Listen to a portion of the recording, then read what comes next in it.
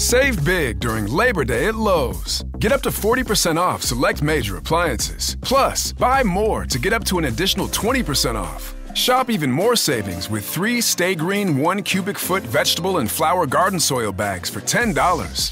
This Labor Day, take care of your home for less at Lowe's. We help, you save. Valid through 9/3. Soil offer excludes Alaska and Hawaii. Selection varies by location. Select locations only. While supplies last. See Lowe's.com for more details. El podcast de Roma prepara un imperio con San Diego, Cabe Canem. El podcast de Roma prepara un imperio con San Diego, Cabe Canem, Cabe Canem, Cabe Canem. Ave Crem. Saludos desde este segundo podcast. Somos todavía muy tiernos, tan tiernos como el bizcocho que hacía mi abuela. Bueno, en realidad no hacía bizcocho, pero queda bien decirlo. Agradezco desde aquí a todos los oyentes de Cabe Canem que lo han hecho a través de las plataformas de podcast. Y los primeros seguidores te parecen muy maravillosos, porque lo son.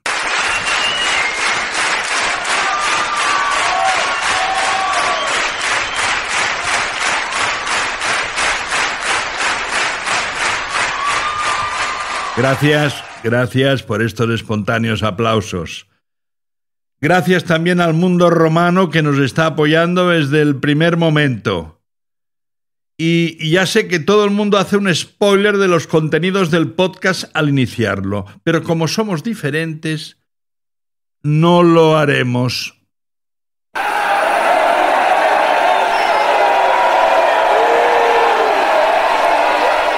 Bueno, en el tercer capítulo ya lo decidiremos en asamblea, como en mis tiempos en la universidad, donde si se abría la puerta o no, se decidía por asamblea. Así nos fue. En todos los casos, bienvenidos y bienvenidas al mundo romano y su podcast de divulgación con toques de humor. Seguro que Clovia Maritalis, una partera romana, escucharía Cabe Canem si estuviera en un parto, y quien parte se lleva la mejor parte, y quien parto se llevó el mejor reparto.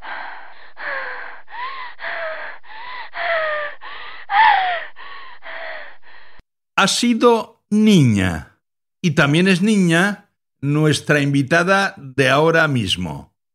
Avancemos.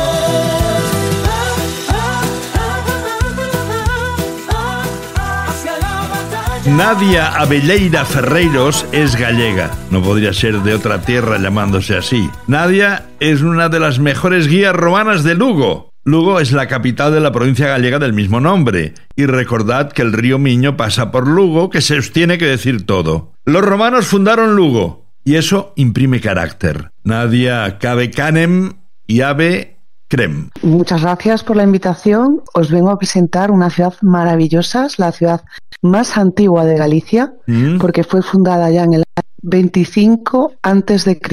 Imaginaros un campamento militar asentado al lado del río Miño para poder de alguna manera observar si alguien venía a atacarles, poderse preparar porque gente tendría que pasar a través del Miño, y se situaron en una zona donde había un bosque sagrado. Efectivamente, Lugo se llama Lucus Augusti, significa en latín bosque sagrado, porque esa ubicación realmente es una ciudad que está en lo alto, y bajando llegaríamos limítrofe todo ese círculo alrededor de la ciudad que estaría entre ríos, entre ellos río Miño. Pero Nadia, lo de Augusti debe ser por Augusto, ¿no? Por el emperador. Efectivamente, porque quien fundó la ciudad fue Fabio Máximo con César Augusto, que, como se conoce la historia, fue el primer emperador romano. Y después de fundar Aurica Augusta Mérida, vino a Lugo en ese año, ya había un campamento militar y fundaron la ciudad. pero realmente nuestro nombre viene del dios Lugh, que es un dios celta que significa el dios del bosque, porque esto es todo un bosque sagrado, por lo cual nuestro nombre viene esa mezcla de romano, tenemos ese intercambio de lo que es la cultura romana con también nuestra cultura celta, que tenemos un maravilloso castro a 15 minutos de la ciudad, donde se puede ver también un poblado celta y todo su croa y también un museo fantástico para visitar. Nadia, sí, discúlpame, me estoy tomando un café a tu salud, te iba a invitar, pero se hace complicado. Bueno. Se hace complicado eso. En todo caso, ya cuando te vea te invitaré unas almendritas para que te las tomes, ¿eh? Oye, vamos a ver, Nadia. Me han dicho que eres muy buena en lo tuyo, ¿eh? Yo por eso te he llamado, ¿eh? En las visitas que haces en Lucus Augusti, ¿qué les enseñas a los visitantes? Primero la muralla seguro. Sí, tú primero, para que sepas que tenemos ese punto de partida como la ciudad más antigua del Reino de Galicia. Sí. Y luego, lógicamente, empezamos a caminar por la ciudad y todo lo que caminamos está bajo una urbe dentro de murallas de una ciudad romana. Pasamos por las diferentes domus, tenemos un foro, llegamos a tener un acueducto y necrópolis, y todo está bajo el suelo. Y empezamos también a proteger 3 patrimonios, porque la ciudad tiene 3 patrimonios de la humanidad. Y al llegar a la muralla, caminamos por el camino primitivo, ese camino medieval que pasaba por Lugo para ir a Santiago de Compostela, y también alrededor de la muralla, que está enfrente de la subida del Paseo de los Clérigos, que es la catedral, que también es patrimonio de la humanidad, ¿no? Y todos esos 3 patrimonios se convergen en un punto que es la subida a una muralla romana que se conserva y que gracias a que el perímetro está completo y se puede caminar por ella, que son unos 2 kilómetros 200 aproximadamente, pues caminamos por el adarve, nos convierte en hermanados con la muralla china. Imagínate el valor que tiene esta muralla romana. Vaya murallón. Efectivamente, desde el año 2000. Luego fue capital de la Hispania Superior, ¿no? Sí, efectivamente, sí. ¿Te has leído alguna cosa? Veo que has hecho los deberes, efectivamente. A ti no te hace falta, porque ya los tienes hechos de hace tiempo. Que nosotros en Lugo tenemos mucho que ofrecer, no solo también a nivel de romano, también todo ese proceso histórico que fuimos sufriendo, también esa cuna eclesiástica importante que tenemos en Lugo, y entonces pues se suma, ¿no?, esa parte de los, esa parte romana, con ese pacto que hicieron los romanos con los visigodos para que les ayudaran a de alguna manera conquistar los territorios que le quedaban en la zona de Cántabros, zona norte, y nos permitieron de alguna manera crear esta cuna eclesiástica tan importante que tuvimos en aquella y que seguimos teniendo como patrimonio de la humanidad, nuestra catedral. Nadia, pregúntame alguna cosita. ¿Qué es lo que más les gusta a tus turistas de las visitas? La muralla romana. Ya me imaginaba, sí. No me extraña. Sí. ¿Y qué te preguntan? Sí. Lo primero que me preguntan, que me parece muy curioso, es ¿a qué hora se puede subir a la muralla? Y nosotros es que la muralla tenemos 10 puertas, originalmente eran 5, pero les voy contando por qué fuimos abriendo esas puertas, las necesidades que tuvo la ciudad, y efectivamente se puede caminar por ella a cualquier hora. Y tú vas caminando por la ciudad y vas viendo grafitis. Tenemos, la verdad, que algunos grafiteros muy importantes a nivel internacional, y tú vas caminando por la muralla y vas viendo exposiciones de grafitis. Entonces tenemos un Julio César de 30 metros de altura, que es una reproducción de un David, una escultura que hay en el Museo del Louvre en París. Fantástico. Y es fantástica. O sea, imagínate una persona lloviendo en un andar pintando a un Julio César de 30 metros de altura, y le llevó casi 60 horas, porque te tengo que invitar a que vengas en junio a las fiestas del Art de Lugo. Por favor, tenéis que venir a conocer Lugo, caracterizado de romanos y castrechos. Durante 4 días toda la ciudad se embelesa. Hemos llegado ya a la muralla y tenemos que terminar. Nadia Velleira Ferreiros, mil gracias por estar en Cave Canem. Cuidado con el perro, y viva Lucus Augusti. Que viva muchos años más. Adiós. Aquí estamos con los brazos abiertos. Gracias. Adiós, gracias. Hasta luego. Adiós. Adiós. Cave Canem. Cave Canem, el podcast de Roma que vale un imperio, con Charlie y Diego, y no es griego.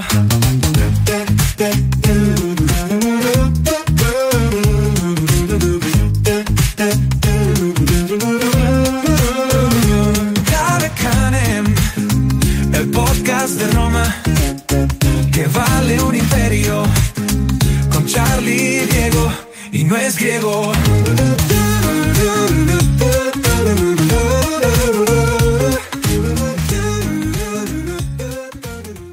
Mysterium, aquí tienes las instrucciones finales de mi esposo. Cuida a nuestro hijo Eros, que esté contento, bien alimentado y alejado del sexo opuesto. Pero querida, ¿alguna vez tiene que aprender? Cuando llegue el momento, tú te encargarás de enseñarle lo poquito que sabes. Y sobre todo, no le permitas que dirija su mirada a la casa de al lado.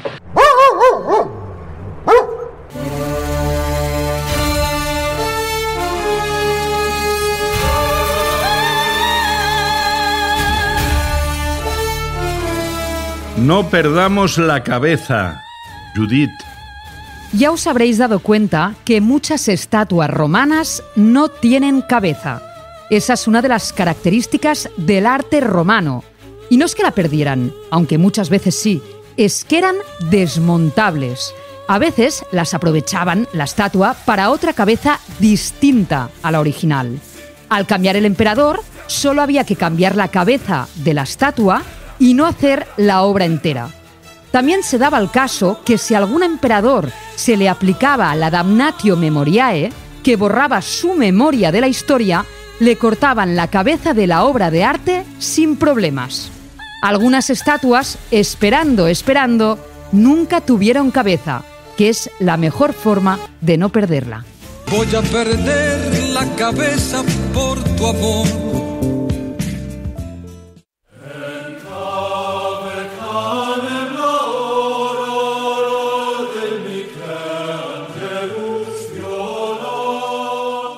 Pacta sunt servanda. Pacta sunt servanda. Cumplir los pactos o no cumplirlos, esta es la cuestión. El derecho romano prescribe que aquello a lo que te obligas debes cumplirlo, y lo resumen en una máxima que aprenden todos los estudiantes de derecho. Pacta sunt servanda. Los pactos deben cumplirse. Servanda es la llamada forma de gerundivo, una particularidad de la gramática latina. Quien no cumple lo que dice, no merece respeto, porque los incumplimientos destruyen la confianza, la convivencia, el orden social. ¿Cuántas veces las personas dicen lo que después no cumplirán? Mentirosos por naturaleza. De determinados políticos, por ejemplo, se ha llegado a decir que son tan mentirosos, pero tan mentirosos, que cuando dicen algo que es verdad, se ponen rojos. Pacta sunt servanda. Hasta el próximo capítulo de este podcast. Es nuestro pacto. Lo cumpliremos. Palabra de comunicador.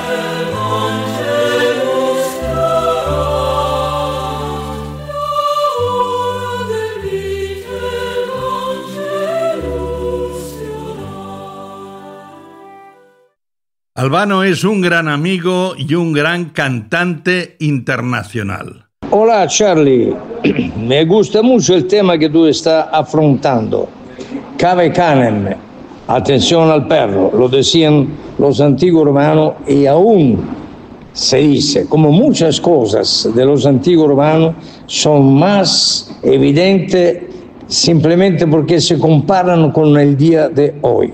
Si tú piensas a los puentes, si tú piensas a la antigua Roma, si tú piensas a todo lo que han dejado en el campo de los tribunales, todo es, o mucha parte es, y todos piensan que el imperio romano se cayó. No es posible, simplemente porque pasamos de ser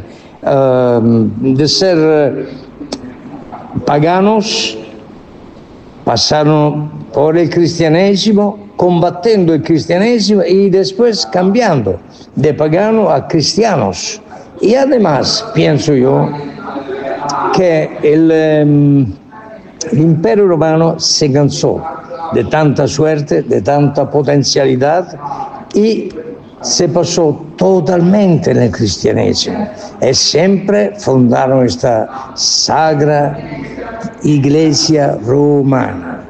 El Imperio Romano es espiritual ahora, desde 2000 años, es un imperio romano espiritual en el mundo. Eso para mí, los que pienso, de los que fueron los antiguos romanos, es la raíz, la semilla no se ha perdido y no se puede perder, porque sería un desafío, no sé si las palabras justas, por la cultura, la grande cultura del Imperio Romano, antes paganos, después romanos y después Iglesia Católica Romana. Ciao Charlie, no sé si me he explicado muy bien, pero imagino que sí. Ciao. Albano Carrisi, un italiano hablando de Roma. Néstor F. Marqués es uno de los hombres que más sabe en España de Roma y de los romanos. Arqueólogo, pero mucho más que arqueólogo. Vamos a ofreceros la segunda parte de la entrevista con Néstor F. Marqués, y ahora, pensando en que su libro es Gladiadores, vamos a empezar hablando del emperador Cómodo.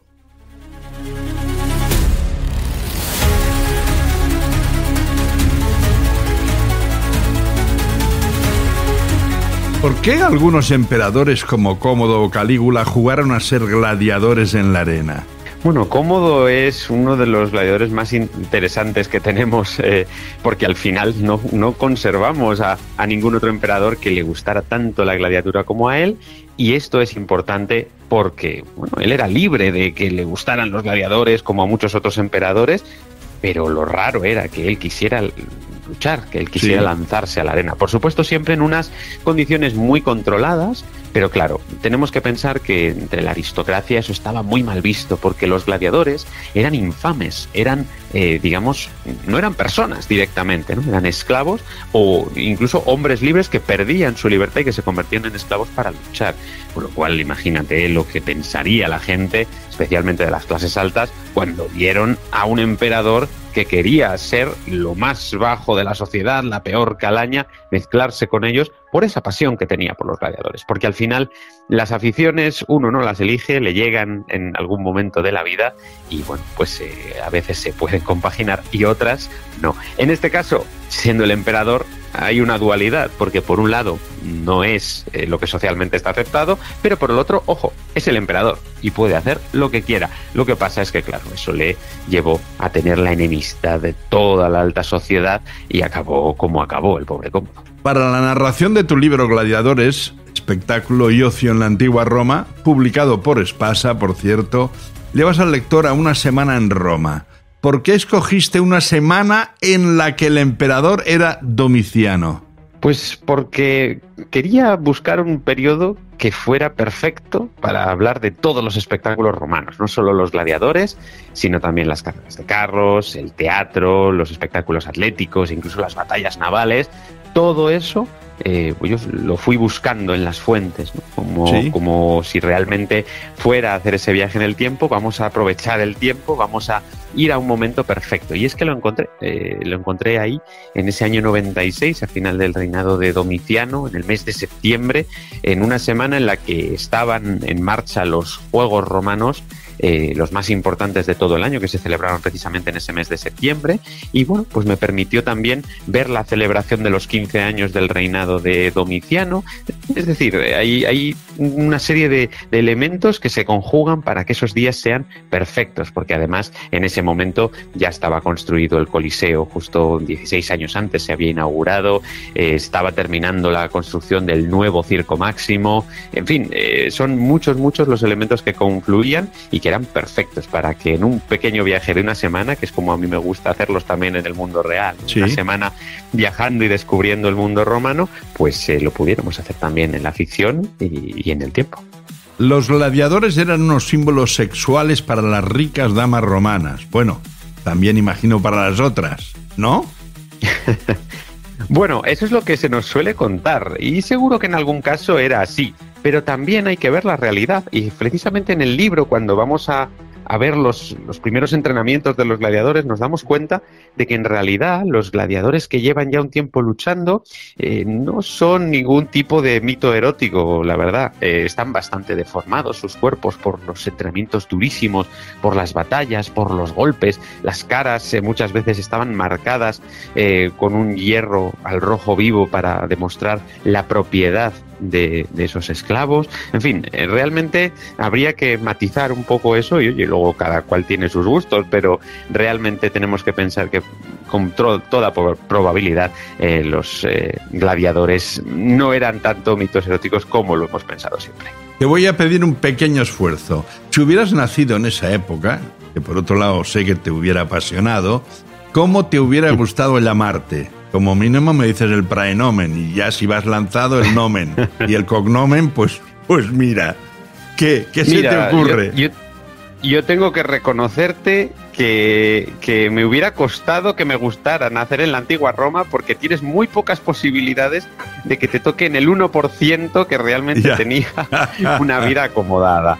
Hay muchas posibilidades de que nacieras como esclavo, pero bueno, vamos a decir que sí, que somos nacido dentro de esa aristocracia. Como mínimo. Eso es, sí, exacto. Sí. Sí, y además yo lo he hecho precisamente esto, ya he elegido mi nombre romano, claro. Porque hay que tener un nombre romano cuando uno viaja a la antigua Roma, y yo he elegido el de Gaius Octavius Aequimanus. He elegido este nombre, Cayo Octavio Equimano, que podría ser cualquier otro, yo me lo he inventado, pero es verdad que cuando empecemos también ese viaje en el tiempo en el libro, yo te doy una lista de praenómina, de nómina y de cognómina romanos directamente para que tú también puedas... Sí, es verdad. Lo he visto. Bueno, pues no, la pregunta no te ha sorprendido porque ya estabas preparado de antemano. ¿Tu gladiador favorito cuál es?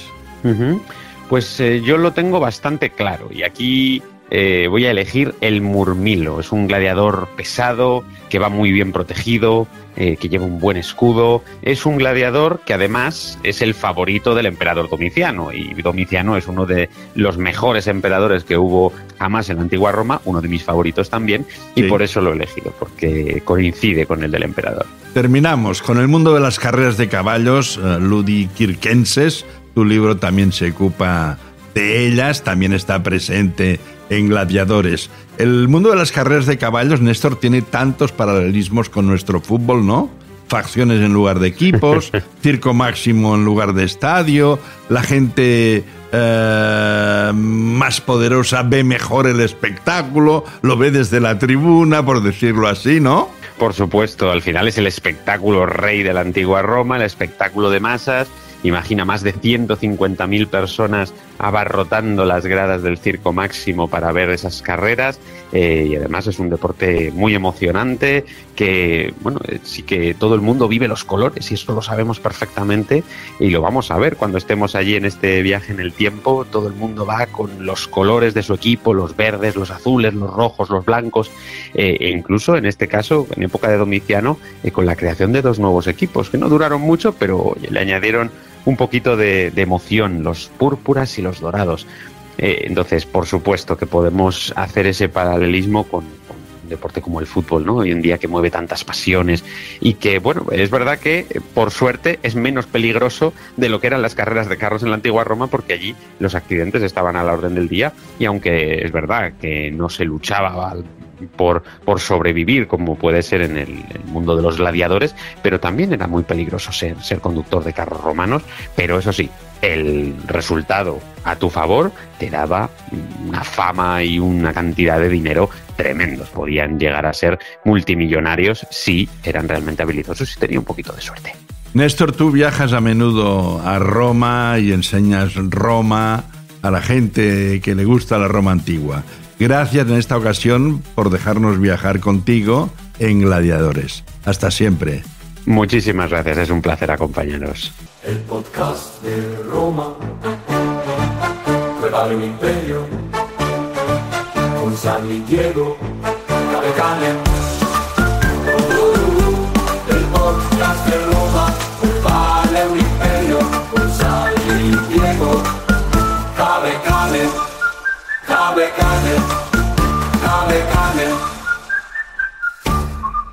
con su fibrosa musculatura y mi inteligencia, ¿No dominar... al revés? ¿Cómo? Que si no será al revés. ¿Pero tú quién te crees que eres para corregirme, plebeyo? No soy plebeyo, soy Patricio. ¿Tú, Patricio? ¿De qué? Poca broma, el profesor Tony Conejo y Roma. Poca broma, Tony Conejo y Roma. En este segundo capítulo, en este segundo episodio, en esta segunda entrega, pero qué verbo que tengo, también participa Tony Conejo, nuestro colaborador, que es profesor de Historia del Arte en la Universidad de Barcelona. Poca broma. Poca broma, el profesor Tony Conejo y Roma. Poca broma, Tony Conejo. Si tuviéramos que escoger una de las fechas más importantes de la historia de la antigua Roma, esta sería, sin duda, el 2 de septiembre del 31 a.C. ¿Y qué pasó? Pues ese día tuvo lugar la célebre batalla de Actium, en la costa occidental de Grecia, en la que se enfrentaron las flotas, por un lado, de un todavía joven Octavio, acompañado de su amigo íntimo y almirante Marco Agripa, y por el otro, la de Marco Antonio, a la cual se sumó la flota de su querida amante Cleopatra. Si en aquella época hubieran existido casas de apuestas, sin duda se había apostado el todo o nada a favor de Marco Antonio, cuyos barcos de grandes dimensiones no habían perdido nunca hasta entonces ninguna batalla. Después de unos primeros momentos de titubeo y en los que incluso parecía que Marco Antonio sacaba ventaja, entonces los barcos de Octavio y de Agripa se fueron acercando a los de Marco Antonio y Cleopatra, a los cuales embestieron por sus lados laterales y a los que perforaban gracias a los arietes que estaban dispuestos en la proa de sus barcos. A partir de ese momento, Egipto se incorporó como provincia al Imperio Romano, pero una provincia privada, porque era propiedad de Octavio, el cual, al cabo de pocos años, pasaría a ser conocido con el nombre de Augusto.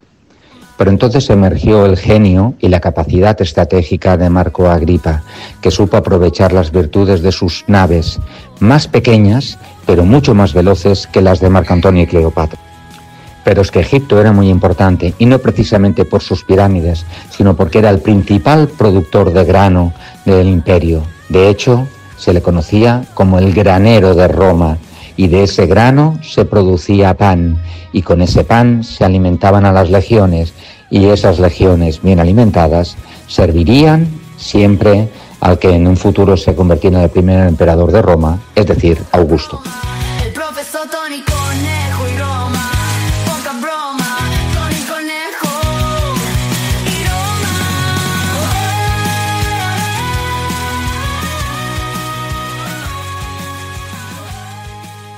Seguro que Cave Canem, cuidado con el perro, les gustaría mucho a los perros porque pone en valor su labor de guardia y protección de la casa, de la Domus Romana.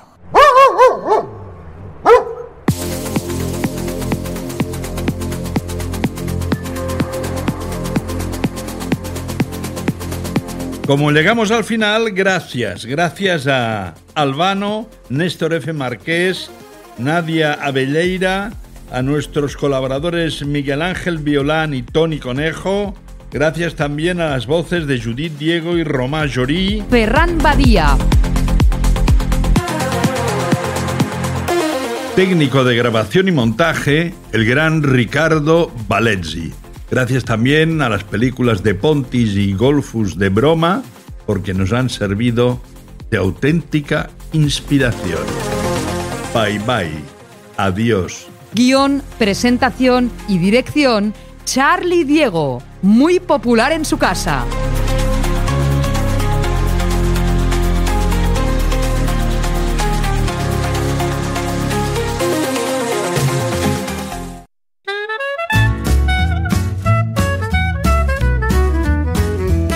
Badabum, tatati, lulalom, pipipi, su, rarari.